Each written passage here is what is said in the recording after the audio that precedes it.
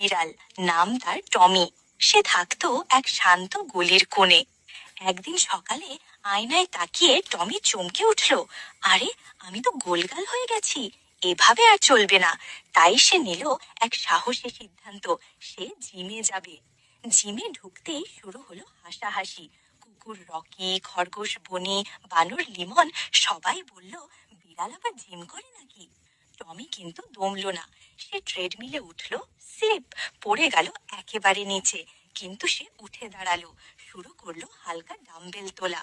Rocky তাকে দিল এক ডায়েট চার্ট, দুধ কম, মাছ বেশি, চিপস বাদ, সবজি হ্যাঁ। টমি কাঁদো কাঁদো গলায় বলল, চিপসও খাবো না। রকি বলল, না খেলেই তো সিক্স প্যাক আসবে। 1 মাস কেটে গেল।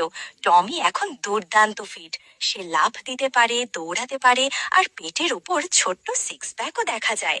রকি বলল, টমি, তুই তো আসল জিম ক্যাট। এখন টমি জিমের ট্রেনার। নতুন বিড়ালরা এলে সে বলে, চিপস নয়, মাছ খাও আর আমার মতো ফিট হও।